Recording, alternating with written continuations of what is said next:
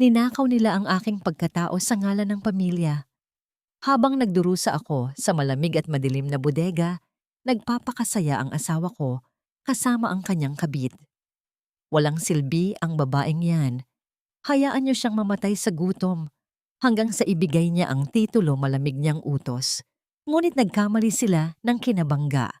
Babasagin ko ang rehas ng aking pagkaalipin upang bawiin ang lahat ng akin. Handa na ba silang harapin ang galit ng isang babaeng wala nang isusuko? Wala siyang kwenta, ma. Let her rot in that storage room. Huwag niyong bibigyan ng pagkain o tubig hanggang hindi niya pinipirmahan ang deed of sale.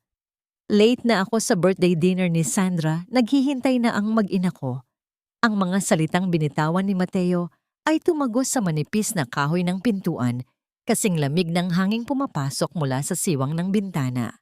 Sa loob ng madilim at basa-basang bodega, nakaupo sila na sa malamig na semento.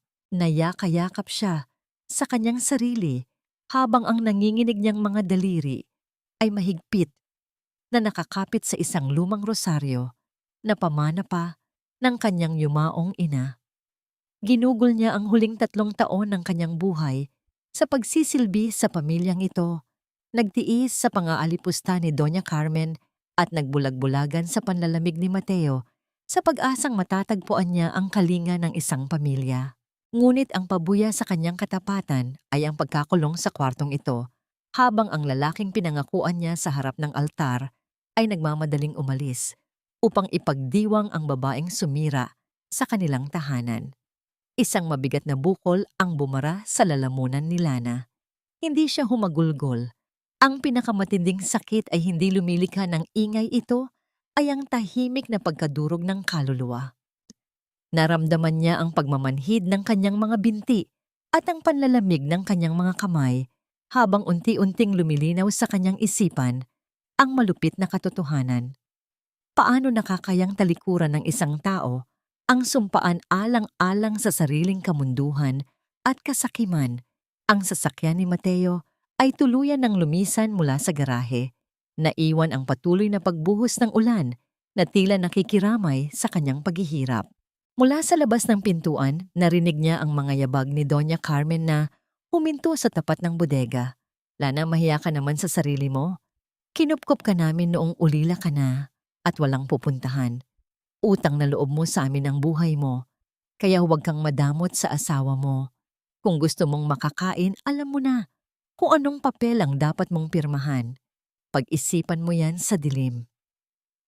Ang mga yabag ng matanda ay unti-unting lumayo, tuluyang nag-iwan kay Lana sa gitna ng nakakapasong lamig. Walang kuryente, walang makain, at walang ibang kasama, kundi ang nag-aalborotong kalikasan sa labas. Ngunit sa halip na magmakaawa at umiyak, gaya ng lagi niyang ginagawa, isang kakaibang pakiramdam ang umusbong sa kanyang dibdib. Hinigpitan niya ang hawak sa rosaryo hanggang sa bumaon ang mga butil nito sa kanyang palad.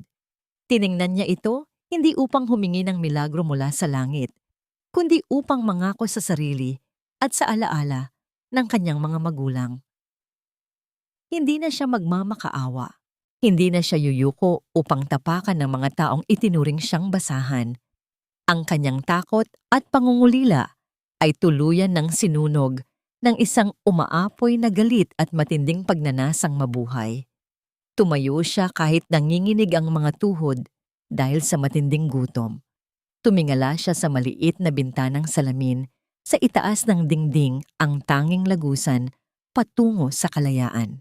Inabot niya ang isang lumang upuang kahoy na nakatabi sa sulok, maingat na tumuntong doon at ginamit ang kanyang siko upang wasakin ang salamin. Ang pagkadurog ng bintana ay sumabay sa ihip ng malakas na hangin. Naramdaman niya ang hapdi sa kanyang braso kung saan nag-iwan ng hiwa ang matalim na dulo ng salamin, ngunit hindi niya ininda ang sakit. Ang mainit na dugong umaagos sa kanyang balat ay tila nagpagising sa kanyang namamanhid na diwa. Ipinilit niya ang kanyang sarili na makalabas sa maliit na siwang. Ang kanyang katawan ay nahulog sa maputik na damuhan sa labas ng mansyon. Ang malakas na ulan ng bagyo ay agad na bumalot sa kanya. Basang-basa sugatan at nag-iisa tumakbo si Lana palayo sa impyernong tinawag niyang tahanan. Wala siyang dalang kahit ano, maliban sa manipis na damit na suot niya at ang rosaryo ng kanyang ina. Tinahak niya ang mga kalsadang baha, patuloy na lumalaban sa malakas na hangin na tila nais siyang itumba pabalik sa putikan. Bawat hakbang ay mabigat, bawat paghinga ay masakit sa dibdib, ngunit hindi siya lumingon pabalik. Matapos ang mahabang pagtakbo ng walang patutunguhan, unti-unting nagdilim ang kanyang paningin. Ang kanyang mga binti ay sumuko sa pagod at lamig. Bumagsak siya sa semento sa tapat ng isang maliit na gusali, kung saan may isang nakasinding ilaw mula sa isang klinika. Wala na siyang lakas upang humingi ng tulong. Bago pa man siya tuluyang mawalan ng malay, nakita niya ang isang pares ng malinis na sapatos na gawa sa balat na mabilis na humakbang palapit sa kanya. Isang pares ng matipuno at mainit na mga braso, ang maingat na sumalo sa kanyang giniginaw na katawan, nagbibigay ng isang pamilyar na pakiramdam ng kaligtasan na matagal na niyang hindi naramdaman. Sa huling sandali ng kanyang kamalayan, isang katanungan ang naiwan sa kanyang isipan. Makikita pa ba niya ang liwanag ng panibagong umaga? Ang amoy ng gamot at ang maputing kisame ang unang bumungad kay Lana nang dahan-dahan niyang imulat ang kanyang mga mata. Malayo ito sa madilim at mabaho na bodegang iniwan niya kagabi. Ang mahinang paghampas ng ulan sa bubungan ay nagbibigay ng isang mapayapang himig sa loob ng silid, isang kabaligtaran ng nagngangalit na bagyong hinarap niya sa labas. Naramdaman niya ang init ng makapal na kumot na nakabalot sa kanyang katawan at ang malambot na unan na sumasalo sa kanyang nanghihinang ulo. Sa tabi ng kanyang kama, isang lalaki ang tahimik na nakaupo habang nagbabasa ng ilang mga papeles. Ang kanyang presensya ay tila isang matatag na pader na nagbibigay ng proteksyon sa gitna ng kawalan. Gising ka na pala. Huwag kang matakot. Nasa ligtas kang lugar. Ang tinig ng lalaki ay malalim at kalmado, tila isang haplos ng katiyakan sa gitna ng kanyang kalituhan. Ipinatong niya ang hawak na mga dokumento sa mesa at bahagyang lumapit ngunit nanatili sa sapat na distansya upang hindi mabigla si Lana. I'm Attorney Gabriel, kaibigan ako ng doktor dito. Nakita kita sa labas kagabi basang-basa at walang malay. Hindi agad nakapagsalita si Lana. Ang kanyang lalamunan ay tuyong-tuyo at ang kanyang buong katawan ay tila binugbog sa tindi ng pagod. Tanging ang kanyang mga mata ang sumagot, puno ng pasasalamat na may kasamang matinding pait. Maingat na kinuha ni Gabriel ang isang baso ng mainit na tsaa at inilapag ito sa maliit na lamesa sa tabi ni Lana. Uminom ka muna. Maayos na ang mga sugat mo, kailangan mo na lang ng pahinga. Nang makuha muli ni Lana ang kanyang lakas, ang unang hinanap ng kanyang kamay ay ang kanyang telepono. Inabot ito ni Gabriel sa kanya, naisalba mula sa kanyang bulsa kagabi. Sa pagbukas ng screen, tila 1,000 karayom ang tumusok sa puso ni Lana. Ang unang lumitaw sa kanyang social media feed ay ang larawan ni Mateo na may malawak na ngiti, nakayakap sa bewang ni Sandra sa harap ng isang malaking cake sa isang mamahaling hotel. Ang caption ay puno ng pagmamahal para sa kanyang mag-ina. Ngunit ang mas masakit ay ang komento ni Doña Carmen sa ibaba ng larawan na nagsasabing masayang-masaya siya para sa kanyang tunay na pamilya at hindi na siya makapaghintay na mawala ang pabigat sa kanilang buhay. Ang mga luha na matagal nang pinipigilan ni Lana ay tahimik na dumaloy mula sa kanyang mga mata, bumabasa sa maputlang pisngi na tila walang katapusan. Walang hagulgol, walang sigaw, tanging ang mabilis na pagtaas at pagbaba ng kanyang dibdib ang nagpapahiwatig ng kanyang matinding hinagpis. Nakita ni Gabriel ang panginginig ng mga kamay ni Lana. Hindi siya nagsalita, sa halip ay tumayo siya at dahan-dahang hinila ang makapal na kurtina ng bintana upang harangan ang nakasisilaw na liwanag ng araw, binibigyan ng babae ng puwang upang mailabas ang lahat ng kanyang sakit sa gitna ng katahimikan. Lumingon siya at kumuha ng isang malinis na panyo na iniwan niya sa gilid ng unan ni Lana bago siya bumalik sa kanyang upuan. Salamat. Ang boses ni Lana ay kasing hina ng isang bulong ngunit puno ng determinasyon. Attorney Gabriel, ayoko na. Ayoko nang maging biktima. Gusto ko nang bawiin ang lahat ng kinuha nila sa akin. Ang aking pera, ang aking lupain, at higit sa lahat ang aking dangal. Matutulungan mo ba ako? Tumingin si Gabriel ng diretso sa mga mata ni Lana. Nakita niya ang apoy na unti-unting nabubuhay sa gitna ng mga luha. Ang tungkulin ko ay ibigay ang hustisya sa mga nangangailangan nito. Kung handa ka ng lumaban, kasama mo ako hanggang sa huli. Maingat na kinuha ni Gabriel ang isang folder mula sa kanyang bag at inilapag ito sa harap ni Lana. May mga bagay akong natuklasan habang hinihintay kitang magising. Nanginginig ang mga daliri ni Lana habang binubuklat ang mga dokumento. Ang kanyang paningin ay nanlabo nang makita ang isang liham mula sa bangko na may petsa noong nakaraang buwan. Ito ay isang formal na abiso ng foreclosure para sa mansyon na tinitirhanan ng pamilya ni Mateo. Ang bahay na itinuturing nilang kaharian, ang pundasyon ng kanilang kayabangan, ay nakasangla na pala at ilang linggo na lamang ang natitira bago ito tuluyang kuhanin ng bangko. Napahawak si Lana sa kanyang dibdib, sinusubukang kumuha ng hangin. Kaya pala, kailangan nila ang aking pirma. Kaya pala handa silang pumatay para sa titulo ng aking lupa. Hindi lamang sila sakim Attorney Gabriel, sila ay mga desperadong magnanakaw na nagtatago sa likod ng magagarang kasuotan. Isang malalim na katahimikan ang bumalot sa silid. Ang tanging naririnig ay ang mahinang paghinga ni Lana at ang malayong tunog ng ulan na unti-unti nang tumitigil. Tumingin si Lana sa bintana, kung saan ang unang sinag ng araw ay nagsisimulang sumilip sa likod ng mga ulap. Hindi pa tapos ang laban, ngunit sa pagkakataong ito, hindi na siya ang tumatakbo sa gitna ng ulan. Siya na ang magiging bagyong wawasak sa lahat ng kanilang kasinungalingan. Ngunit sa gitna ng kanyang plano, isang nakababahalang kaisipan ang pumasok sa kanyang isipan.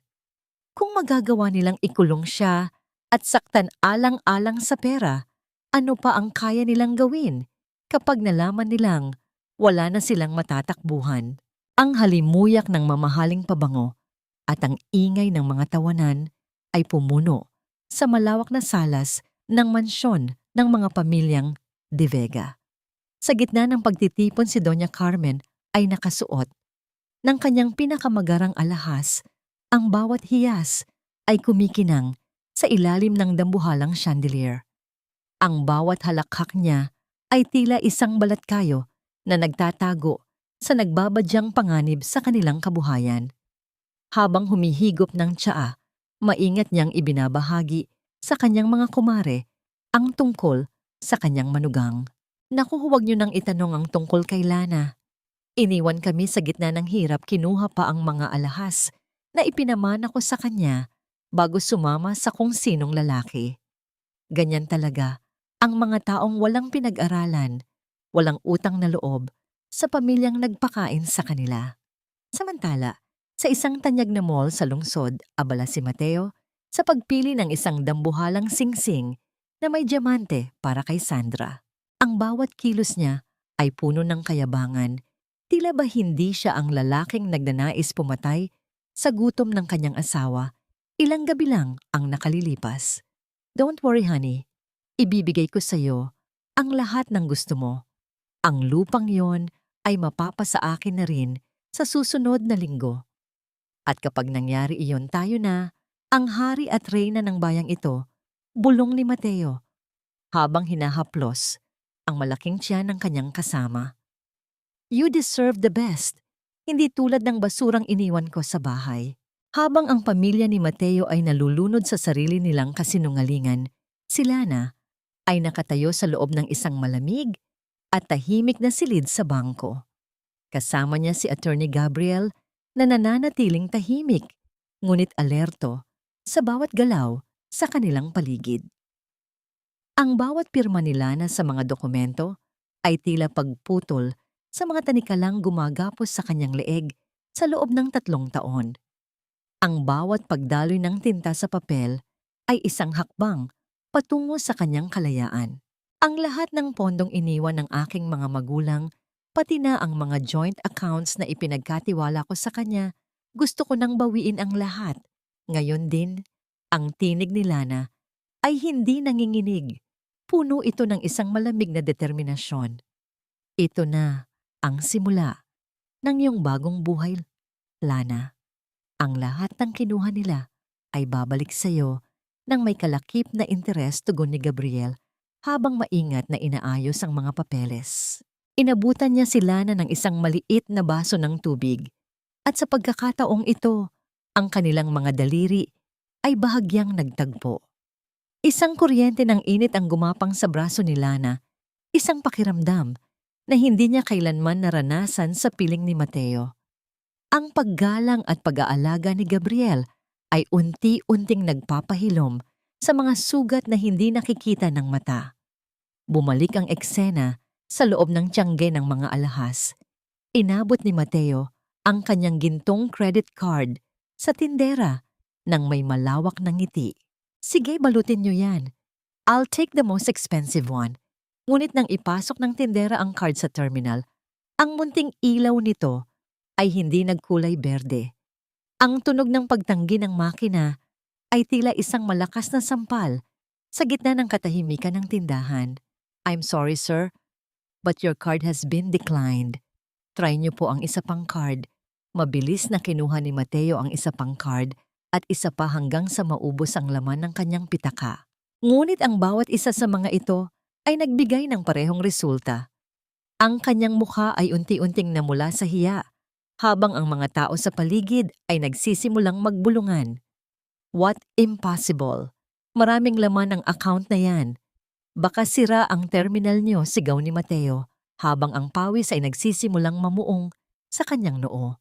Ang kanyang kayabangan ay unti-unting gumuho nang makatanggap siya ng isang mensahe sa kanyang telepono. Ang lahat ng kanyang access sa mga pondo ng pamilya ay opisyal ng pinutol. Sa loob ng bangko, nakita ni Lana sa kanyang sariling screen ang matagumpay na transaksyon ng paglilipat ng lahat ng pondo sa isang bagong account na siya lamang ang may kontrol. Isang maliit at mapait na ngiti ang sumilay sa kanyang mga labi. Sa unang pagkakataon, naramdaman niya ang tunay na bigat ng kapangyarihan sa kanyang mga kamay. Lumingon siya kay Gabriel at nakita niyang nakatitig ito sa kanya ng may paghanga. Hindi niya inakalang ang isang babaeng nakita niyang sugatan sa putikan ay magagawa ang ganito katapang na hakbang sa loob lamang ng ilang araw. Ngunit habang lumalakad sila palabas ng bangko, isang itim na sasakyan ang biglang huminto sa kanilang tapat. Ang bintana nito ay dahan-dahang bumaba at ang nakakatakot na titig ni Mateo ay sumalubong sa kanila. Ang kanyang mukha ay punong-puno ng galit at ang kanyang mga kamao ay nakakuyom ng mahigpit. Akala mo ba matatakasan mo ako, Lana? Akala mo ba sapat na ang pagnanakaw sa akin para makalaya ka? Ang tanong ni Mateo ay umalingaw-ngaw sa hangin, nagdadala ng isang banta na tila magpapabalik sa lahat ng takot na sinubukan nila ng ibaon. Paano haharapin ni Lana ang puot ng lalaking wala nang natitirang mawala, kundi ang kanyang dangal?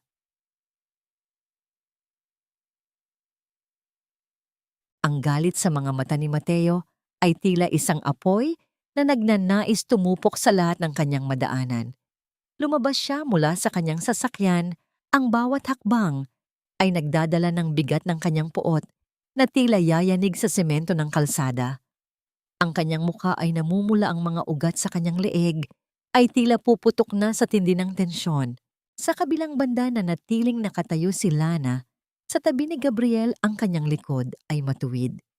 At ang kanyang paningin ay hindi kumukurap, isang larawan ng kapayapaang nahanap sa gitna ng unos. Lana, magnanakaw ka. Akala mo ba matatakasan mo ang lahat ng ginawa mo sa pamilya ko? Pagkatapos ng lahat ng pagkupkop namin sa'yo, gaganituhin mo kami. Ang boses ni Mateo ay gumaralgal sa galit, ang kanyang mga kamay ay nanginginig habang itinuturo ang kanyang asawa.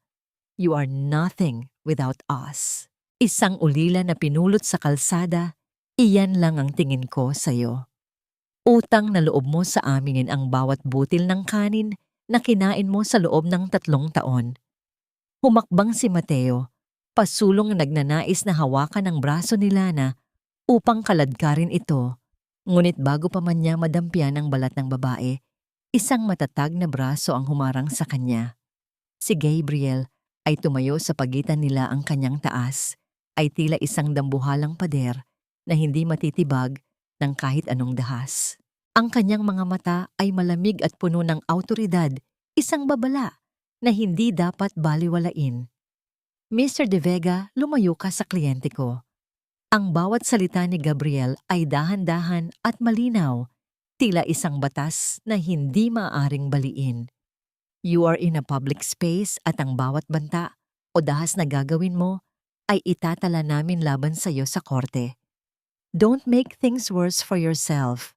Sa sandaling iyon, bumukas ang pinto ng sasakyan at lumabas si Sandra. Ang kanyang mukha ay puno ng peking luha at ang kanyang mga kamay ay nakahawak sa kanyang tiyan na tila nasasaktan.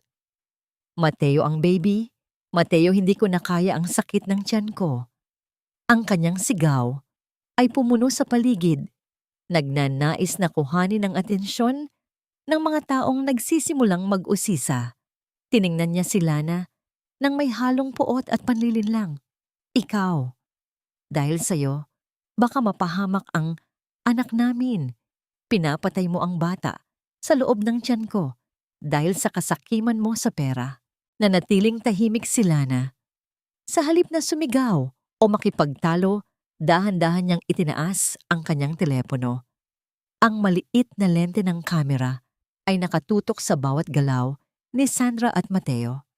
Ang kanyang daliri ay nanatiling matatag sa pagpindot ng record, kinukuha ang bawat detalye ng kanilang dula-dulaan. Ang katahimikan ni Lana ay tila isang matalim na sandata na tumutusok sa balat kayo ng dalawa. Dahan-dahang binaba ni Lana ang kanyang telepono at kumuha ng isang puting sobre mula sa kanyang bag. Inabot niya ito kay Mateo nang walang kahit anong emosyon sa kanyang mukha. This is for you, Mateo. Ang boses ni Lana ay malumanay, ngunit may kapangyarihang tila nagmumula sa kaibuturan ng kanyang pagkatao. Pirmahan mo na ang divorce papers. Isuko mo na ang laban na ito bago mo tuluyang mabaon sa putik ang pangalan ng mga magulang mo. Hindi mo na ako makukulong muli, Mateo. Ang bodegang yon, ang huling lugar na hahayaan kong tapakan mo ang aking pagkatao. Naramdaman ni Lana ang isang mainit na haplos sa kanyang likuran. Ang palad ni Gabriel ay dahan-dahang ipinatong sa pagitan ng kanyang mga balikat. Isang tahimik na suporta na nagbibigay sa kanya ng lakas upang manatiling nakatayo. Ang init na nagmumula sa kamay ng abogado ay tila isang gamot na nagpapahilom sa kanyang mga nanginginig na kalamnan. Sa sandaling iyon, hindi naramdaman ni Lana na siya ay nag-iisa. Ang bawat tibok ng kanyang puso ay tila nakikipagsabayan sa matatag na presensya ni Gabriel sa kanyang tabi. Kinuha ni Mateo ang sobre nang may nanginginig na mga kamay. Ang kanyang mukha ay naging maputla habang binabasa ang nilalaman nito. Ngunit bago pa siya makapagsalita, ang telepono ni Gabriel ay nakatanggap ng isang abiso. Ang abogado ay dahan-dahang tumingin sa screen at ang kanyang mukha ay nagpakita ng isang seryosong ekspresyon. Ipinakita niya ang screen kay Lana. Isang video ang mabilis na kumakalat sa internet. Doña Carmen na nakasuot ng isang lumang bestida at tila hindi nakapagsuklay ay nakaluhod sa harap ng isang dambana. Ang kanyang mga luha ay bumabaha habang humihingi siya ng saklolo sa publiko. Maawa kayo sa amin. Ang manugang ko ninakawan kami at iniwan kaming naghihingalo. Ginamit niya ang kagandahan niya para makuha ang lahat ng ari-arian namin. At ngayon ay may kasama na siyang ibang lalaki. Lana, maawa ka sa amin, ibalik mo ang para sa amin. Ang mga komento sa ilalim ng video ay puno ng galit laban kay Lana. Ang mga salitang ahas, walang utang na loob, at mamatay tao ay tila mga palasong nagnanais na sugatan muli ang kanyang kaluluwa. Tiningnan ni Mateo si Lana nang may isang mapanuyang ngiti. Tila ba nanalo na siya sa digmaang ito? Akala mo ba ikaw lang ang marunong maglaro? Lana, ang tanong ni Mateo ay puno ng lason. Sa tingin mo ba ay maniniwala ang mundo sa isang ulila na tulad mo laban sa isang inang naghihinagpis? Sino na ngayon ang tunay na biktima sa mata ng lahat? Ang bawat hakbang ni Lana sa gitna ng mataong palengke ay tila paglakad sa ibabaw ng nagbabagang mga uling. Ang sikat ng araw ay matirik, ngunit ang lamig ng mga matang nakatingin sa kanya ay mas higit na nanunuot sa kanyang buto. Ang bawat bulong ng mga tindera at ang bawat sulyap ng mga mamimili ay tila mga palasong itinudla sa kanyang likuran.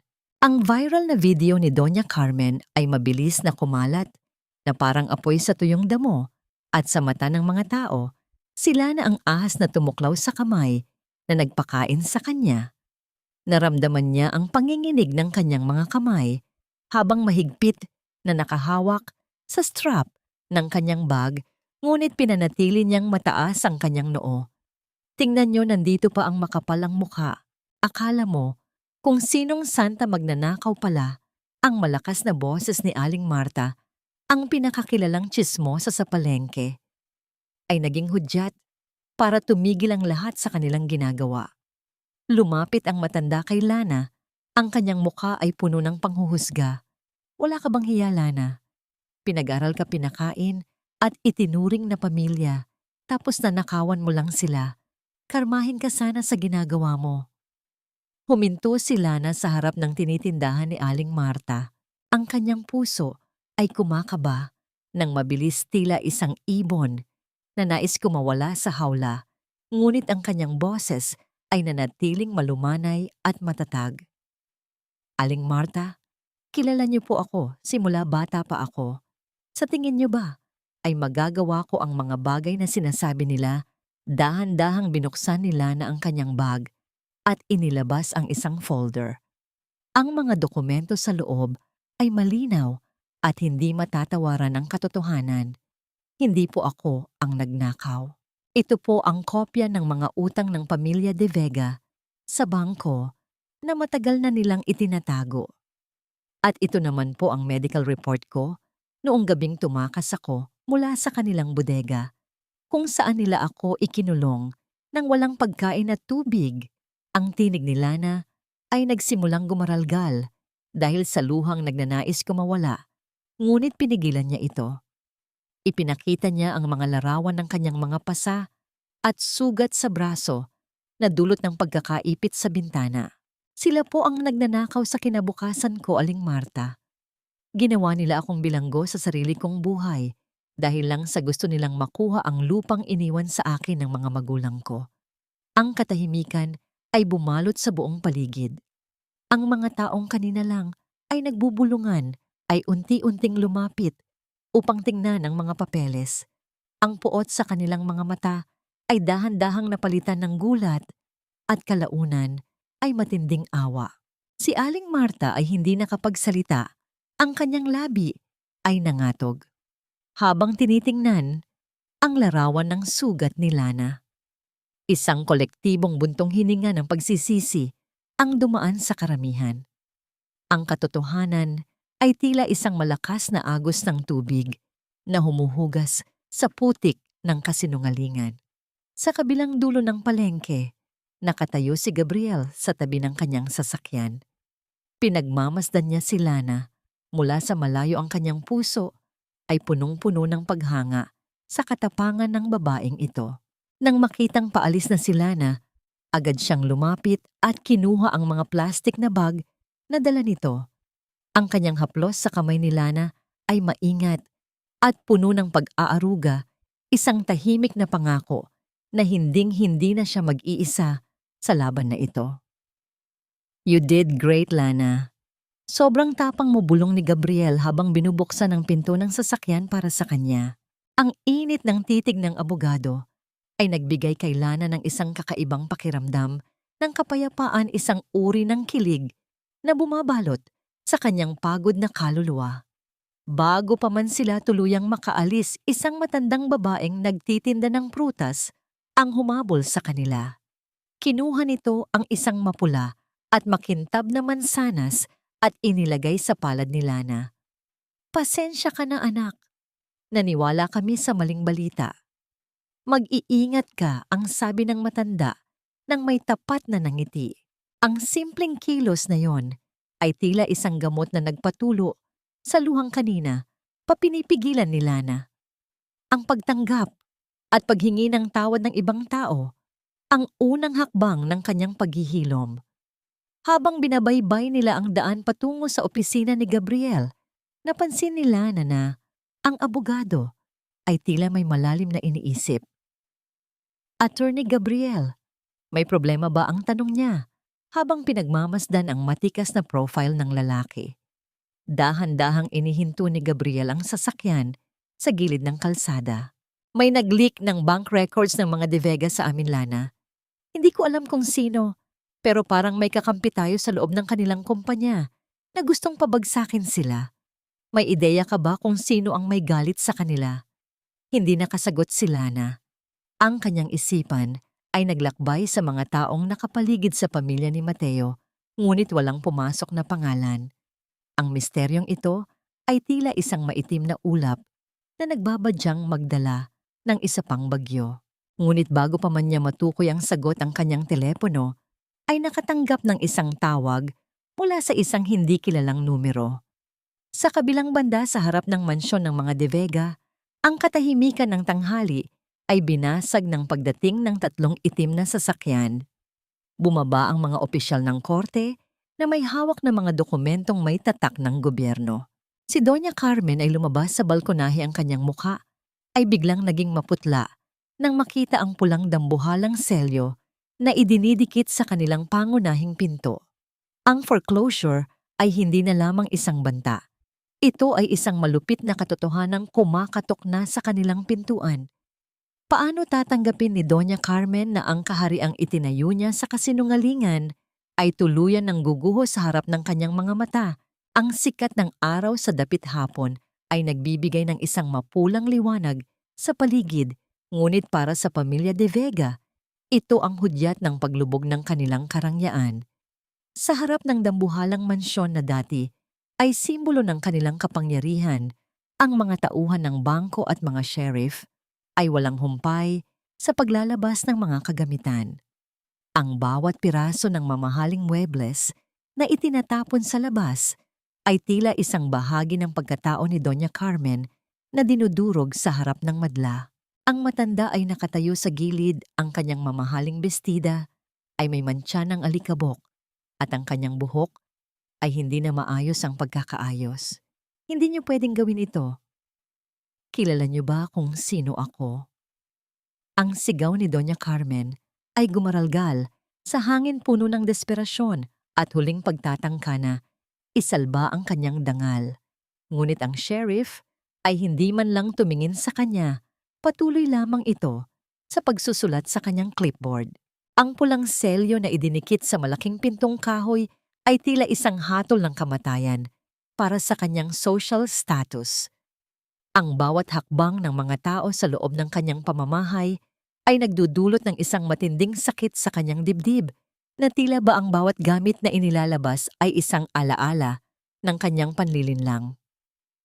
Dumating si Mateo na ang sasakyan ay may gasgas at dumi malayo sa dating kintab nito. Nang makita niya ang kalagayan ng kanilang bahay, ang kanyang mga kamao ay nakakuyom ng mahigpit hanggang sa mamuti ang kanyang mga kuko. Sandra, na kanina pa nakasandal sa sasakyan, ay nagsisimulang magreklamo tungkol sa init at sa alikabok. "Mateo, I can't stay here. Ang lagkit na ng pakiramdam ko at gutom na ang baby.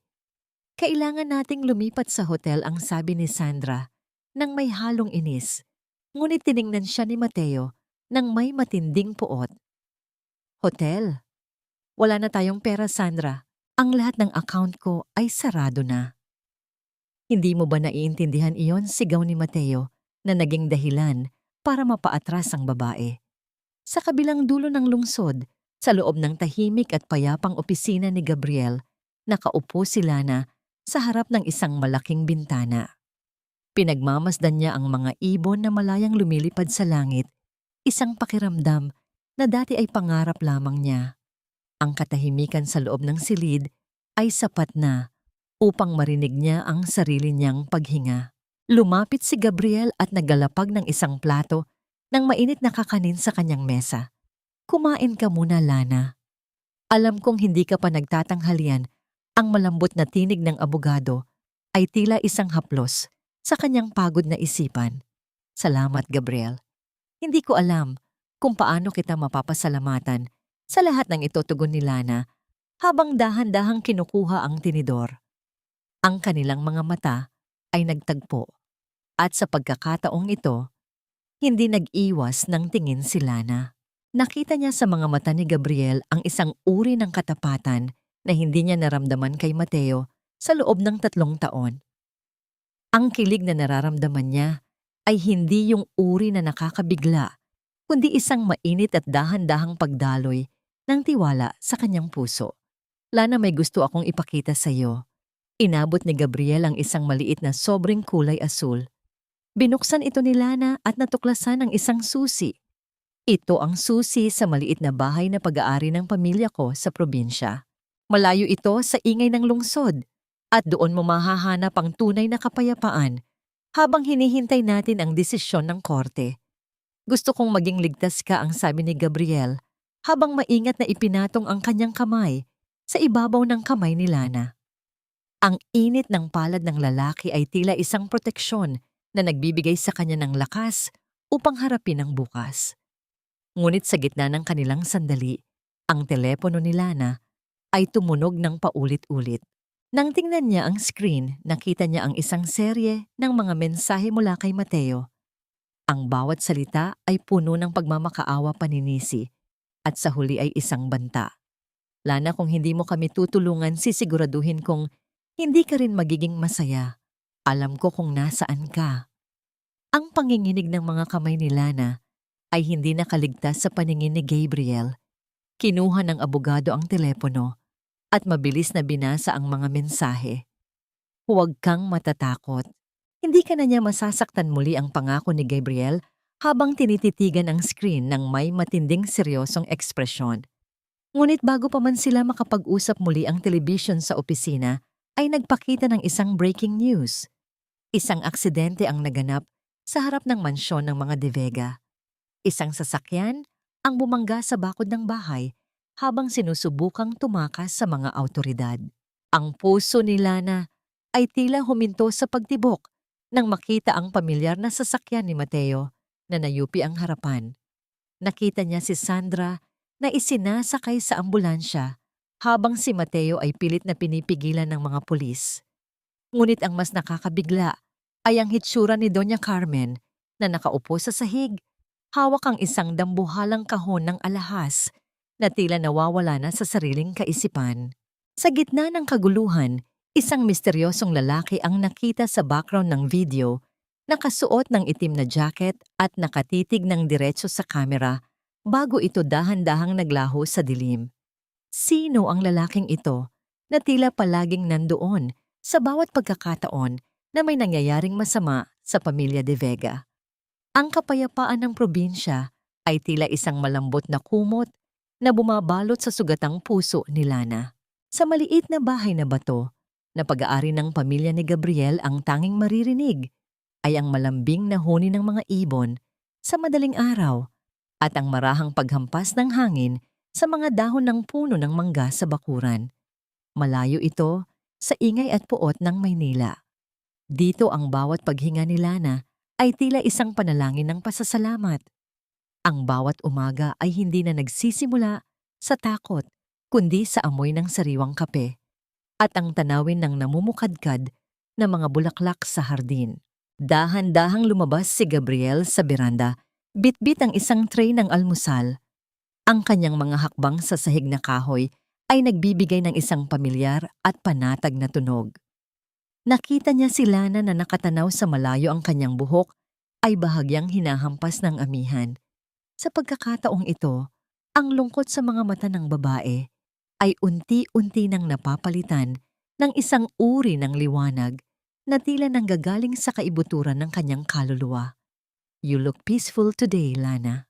Ang tinig ni Gabriel ay kasing dahan ng agos ng tubig sa malapit na batis.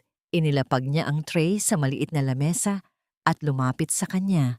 "Pinaghanda kita ng tsamporado at tuyo." Sabi ni nanay, ito raw ang pinakamabisang gamot sa pusong pagod. Ngumiti sila na isang tunay at tapat na ngiti na umabot hanggang sa kanyang mga mata. "Thank you, Gabriel. Hindi ko akalaing darating ang araw na mararamdaman ko ulit ang ganitong katahimikan.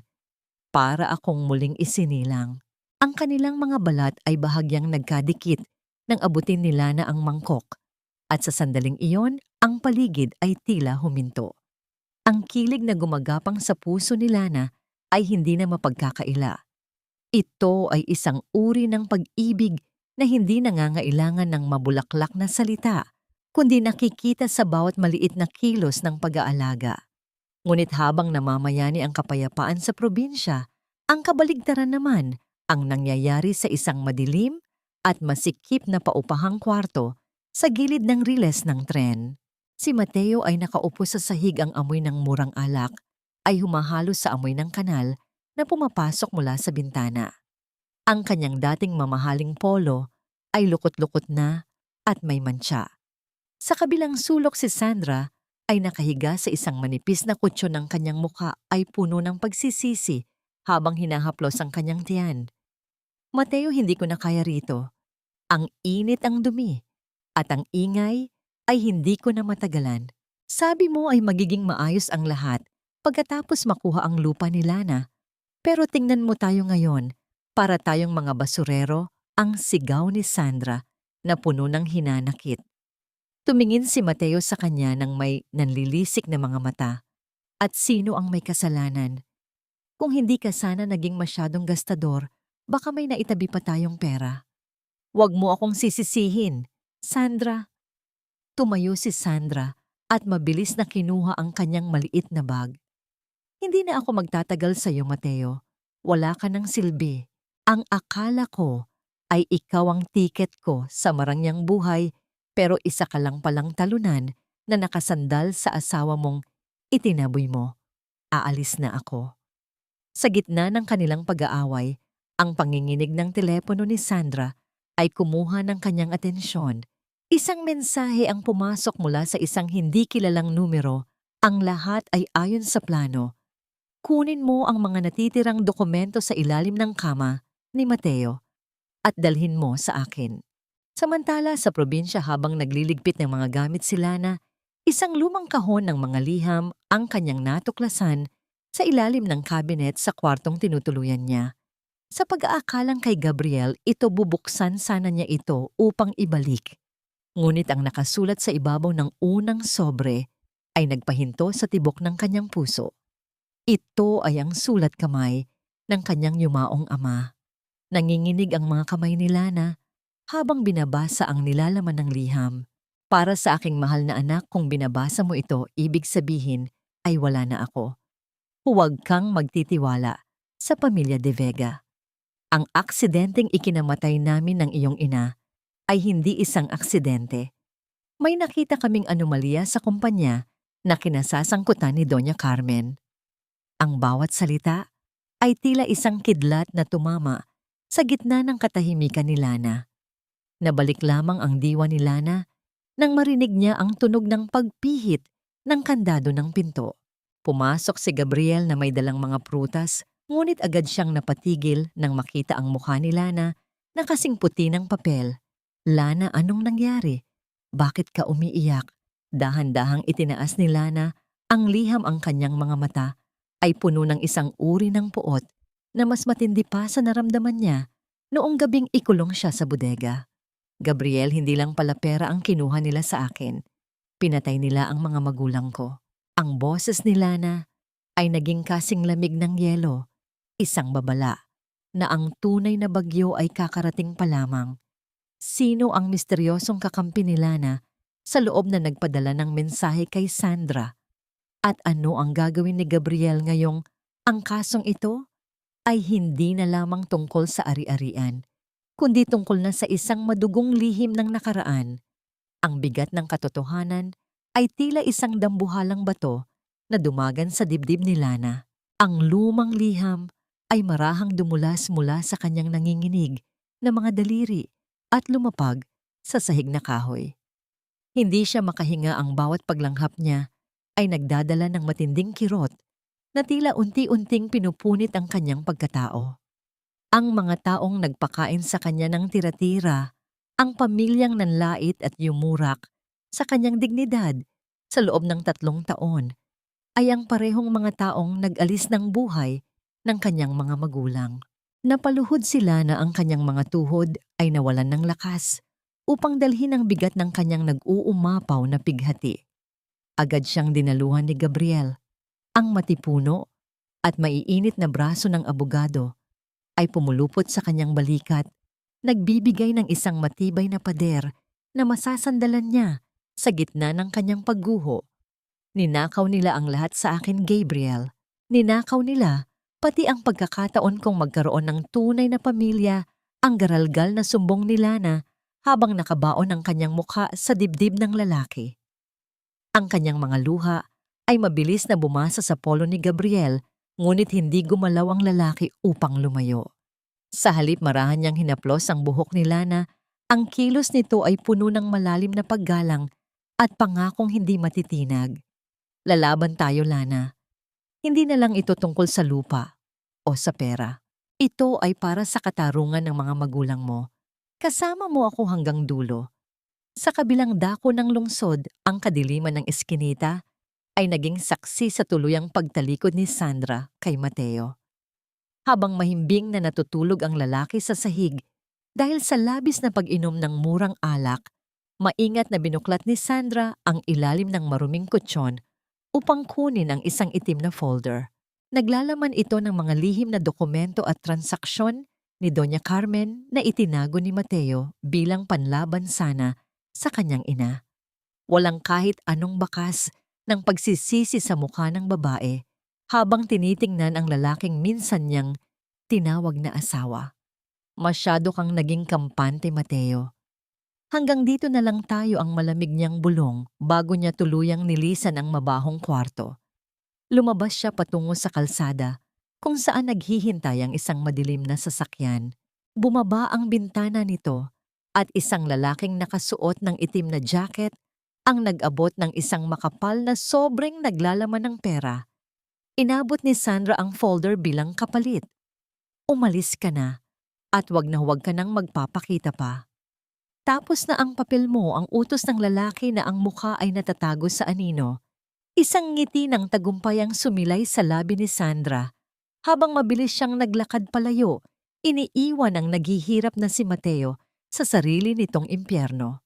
Samantala, ang dating matayog na reyna ng pamilya De Vega ay kasalukuyang nakatayo sa harap ng isang maliit na sanglaan. Suot ang isang malaking sombrero at itim na salamin upang itago ang kanyang mukha sa mga tsismosa. Inilapag ni Doña Carmen ang kanyang pinakaiingatang kahon ng alahas sa ibabaw ng salamin na estante.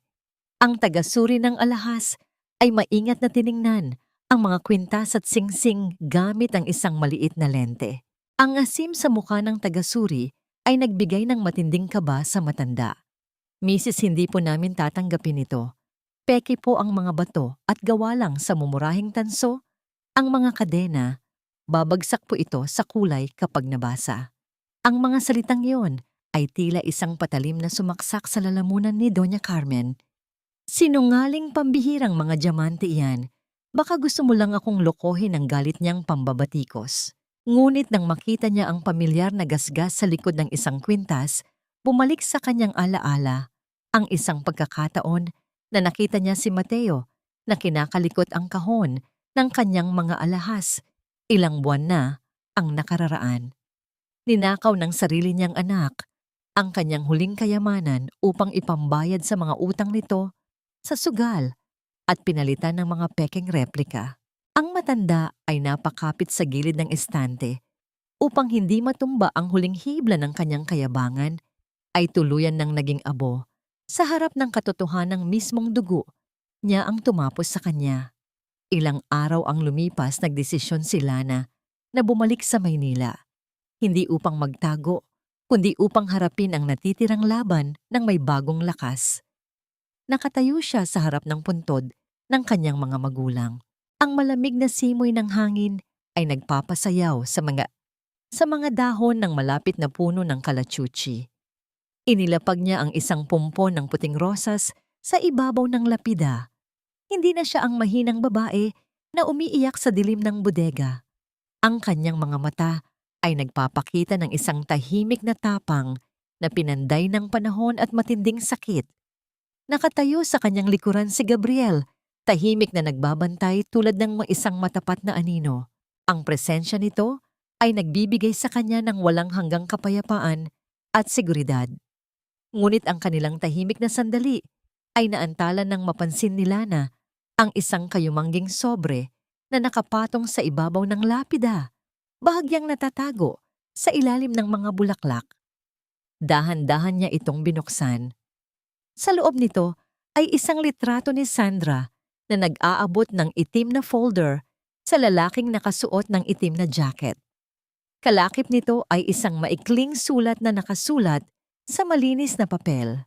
Ang huling alas ng mga De Vega ay nasa kamay ko na.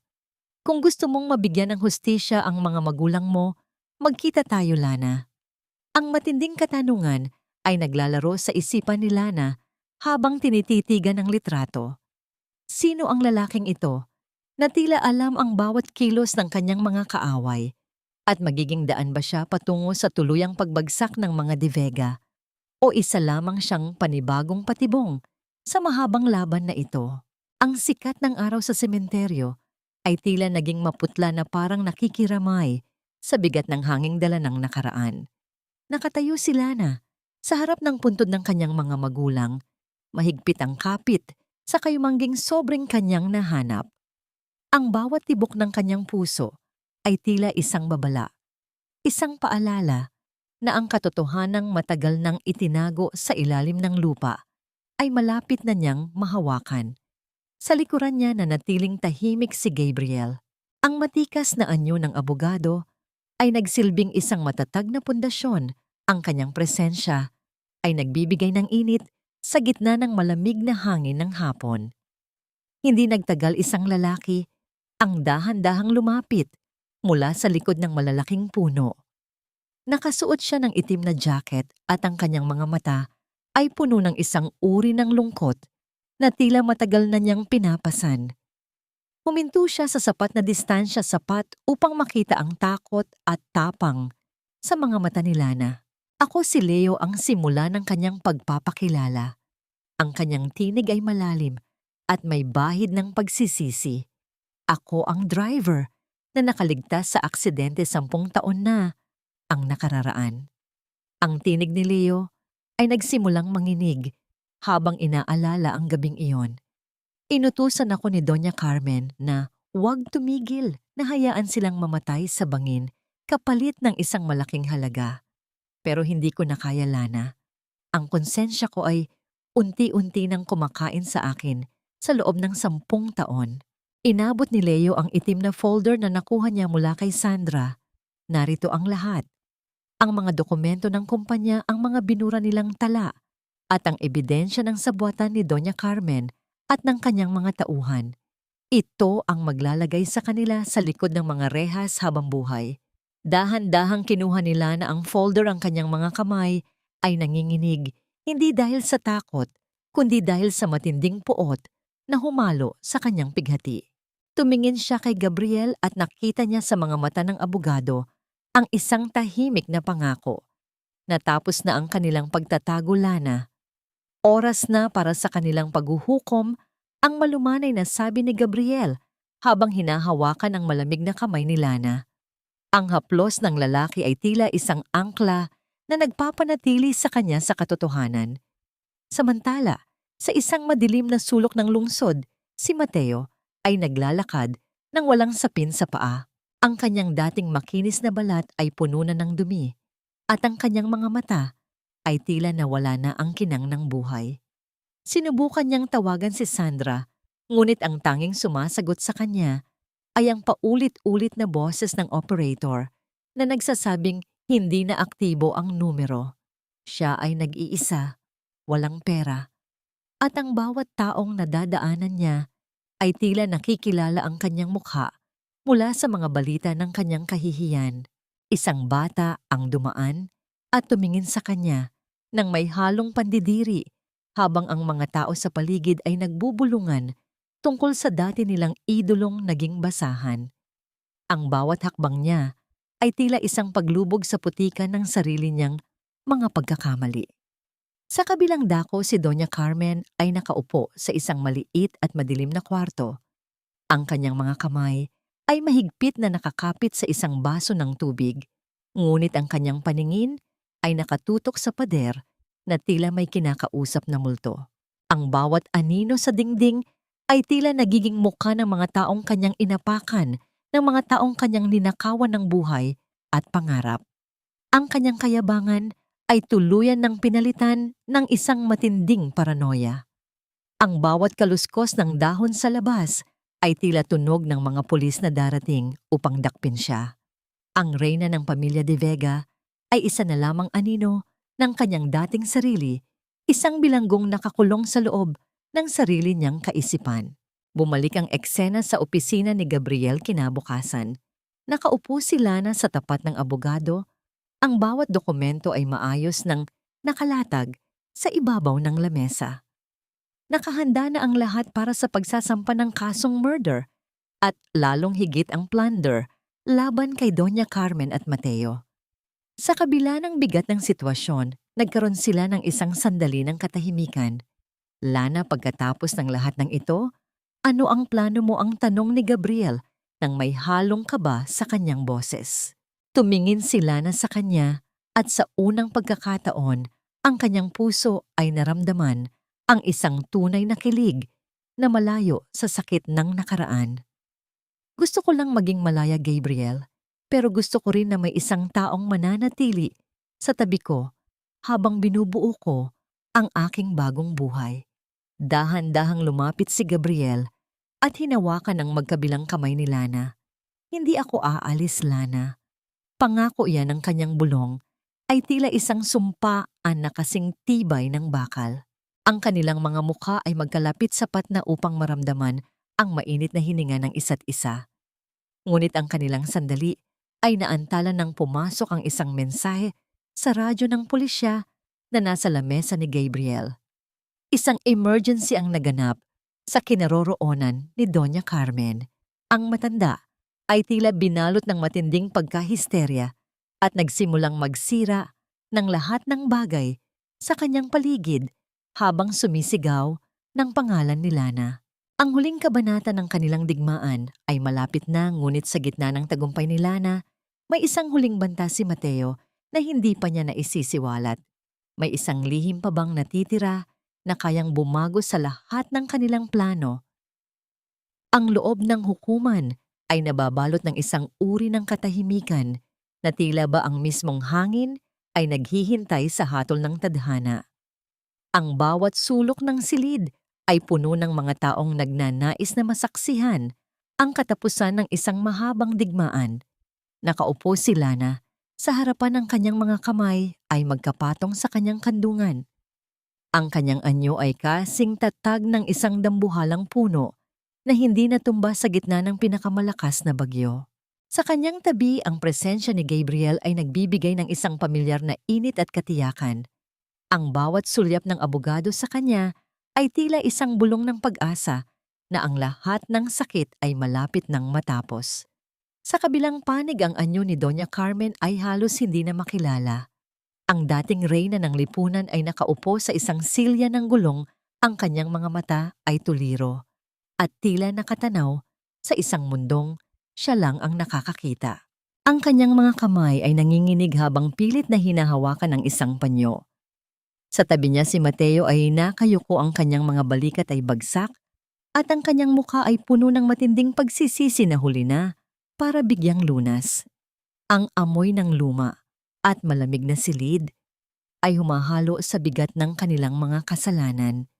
Ang tunog ng malakas na pagpalo ng kahoy sa lamesa ng hukom ay umalingaw-ngaw sa buong silid na tila isang kulog na nagpapahayag ng katotohanan.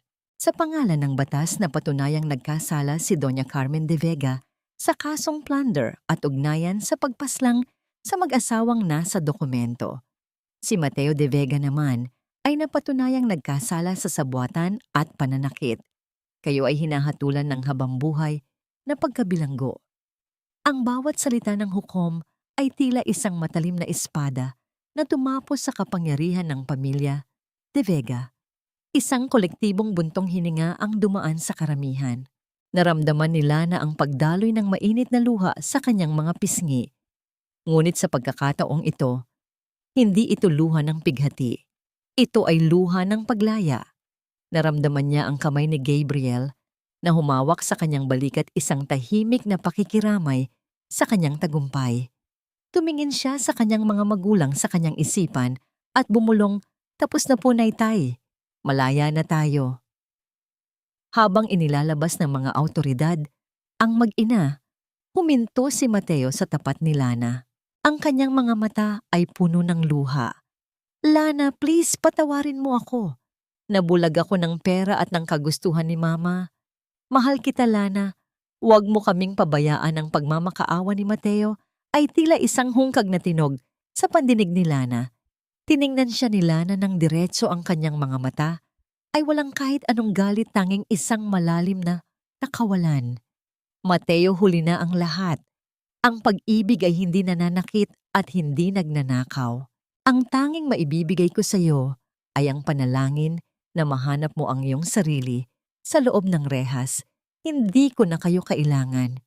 Lumabas si Lana at Gabriel mula sa hukuman patungo sa isang panibagong umaga. Ang sikat ng araw ay tila mas maliwanag at ang hangin ay mas masarap langhapin. Makalipas ang ilang buwan, nakatayo sila sa harap ng isang bagong gusali. Ito ang dating lupa ng mga magulang ni Lana na ngayon ay isa ng shelter para sa mga babaeng biktima ng karahasan. Ang pangalang nakasulat sa itaas ay Luningning's Haven. Hango sa pangalang ibinigay sa kanya ng kanyang ina. "Lana, handa ka na ba?" ang tanong ni Gabriel habang iniaabot ang gunting para sa ribbon cutting. Ngumiti si Lana at tumango. Kasama ni Gabriel, dahan-dahan nilang ginupit ang ribbon. Ang tunog ng palakpakan ng mga taong natulungan ni Lana ay pumuno sa paligid. Nang matapos ang seremonya, naglakad ang dalawa patungo sa isang pribadong bahagi ng hardin kung saan ang mga bulaklak ay namumukadkad sa ilalim ng gintong liwanag ng dapit hapon. Ang sarap sa pakiramdam na makitang masaya ang iba, Gabriel. "Hindi ko ito magagawa kung wala ka," ang sabi ni Lana habang nakasandal ang kanyang ulo sa balikat ng lalaki. Hinarap siya ni Gabriel at hinawakan ang kanyang mga kamay. "Gagawin ko ang lahat para sa iyo, Lana. Gusto kong makasama ka sa bawat pagbuo mo ng iyong mga pangarap." Isang tahimik na sandali ang namayani. Sa pagitan nila, isang uri ng katahimikan na puno ng pagmamahal at pag-unawa. Ang kanilang mga mukha ay dahan-dahang lumapit sapat na upang maramdaman ang init ng bawat isa, hanggang sa ang kanilang mga labi ay magtagpo sa isang matamis at mapayapang halik. Bago pa man tuluyang lumubog ang araw, kinuha ni Gabriel ang isang maliit na kotak na gawa sa pelus mula sa kanyang bulsa. Ibinigay niya ito kay Lana. "Isang maliit na regalo para sa panibagong simula ng ating buhay," ang sabi ni Gabriel nang may halong kaba sa kanyang tinig.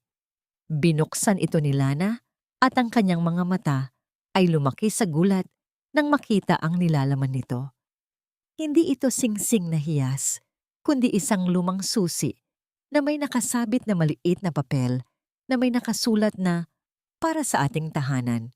Ngunit sa gitna ng kanilang kaligayahan, isang mensahe sa radyo ang muling kumuha ng atensyon ni Gabriel mula sa kanyang sasakyan. Isang ulat tungkol sa isang hindi inaasahang kaganapan sa loob ng bilangguan kung nasaan si Mateo. Isang lihim na sulat ang natagpuan sa ilalim ng kama ni Mateo bago ito tuluyang ilipat sa maximum security unit. Sino ang tunay na nagmamanipula sa likod ng lahat ng kumpanya ni Doña Carmen at ano ang kinalaman ng lalaking nakasuot ng itim na jacket sa tunay na pagkakakilanlan ni Gabriel? Lumipas ang 1 taon na tila isang dahan-dahang pagbukadkad ng mga bulaklak pagkatapos ng mahabang taglamig. Ang hardin ng LuningningsHaven ay punong-puno na ng buhay.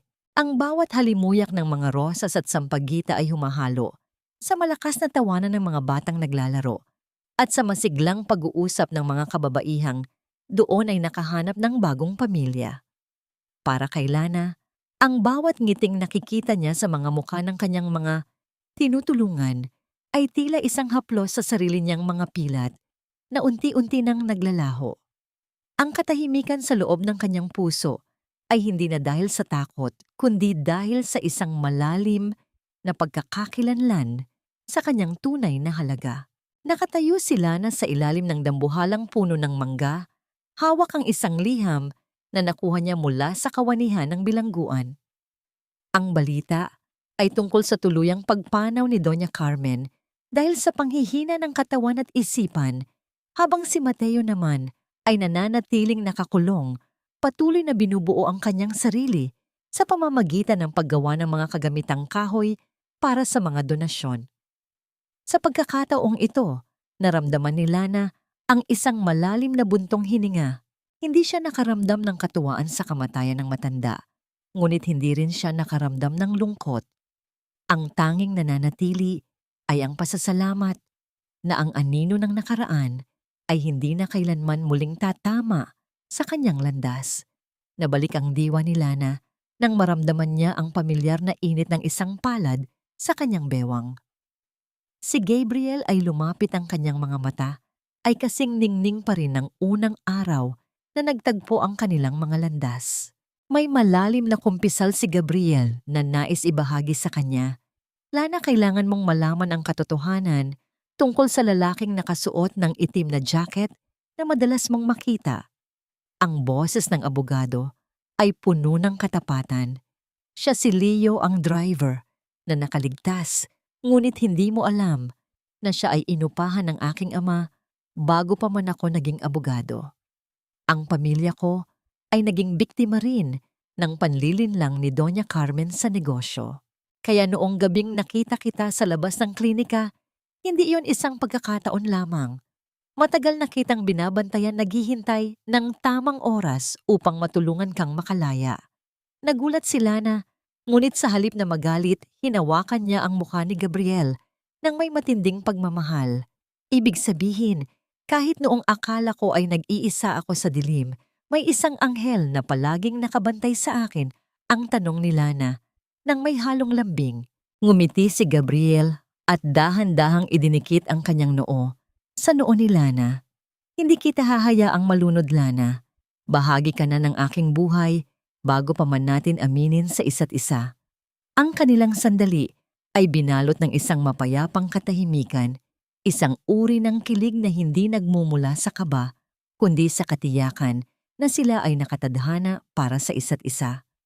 Sa huling sandali ng dapit hapon, habang ang langit ay nagkukulay ginto at asul, naupo ang dalawa sa isang bangkong kahoy. Nagtanong si Gabriel kung napatawad na ba ni Lana ang mga De Vega. Tumingin si Lana sa malayo at dahan-dahang umiling. Hindi ko mapapatawad ang mga krimeng ginawa nila dahil ang hustisya ay para sa aking mga magulang, pero pinatawad ko na ang aking sarili sa pananatili sa dilim ng matagal na panahon. Pinatawad ko na ang aking puso sa pagiging marupok. At sa pagpapatawad na yon, nahanap ko ang tunay na kapayapaan. Ang nakaraan ay isang aral, hindi na isang bilangguan. Ang tanging mahalaga ngayon ay ang bawat segundong kasama kita, ang dagdag ni Lana, habang isinasandal ang kanyang ulo sa balikat ng lalaking naging sandigan niya sa gitna ng unos. Ang pag-ibig ay hindi pala tungkol sa pagsasakripisyo ng sarili hanggang sa maubos ka, kundi tungkol sa paghahanap ng taong tutulong sa iyo na maging buo muli. Isang aral na nais niyang ibahagi sa bawat babaeng dumadaan sa pintuan ng kanyang shelter na ang bawat sugat ay may hilom at ang bawat biktima ay may kakayahang maging isang mananalo. Habang unti-unting naglalaho ang huling sinag ng araw, ang dalawa ay naglakad pabalik sa loob ng kanilang tahanan, magkahawak kamay at may mga ngiting puno ng pag-asa. Ang kwento nila na ay hindi lamang kwento ng paghihiganti, kundi isang awit ng muling pagsilang. Ang sugatang babae na dati ay ikinulong sa madilim na bodega ay isa na ngayong reyna ng kanyang sariling kapalaran. Sa gitna ng katahimikan ng gabi, ang tanging maririnig ay ang bulong ng hangin na tila nagsasabing, "Malaya ka na, Lana. Malaya ka na sa wakas."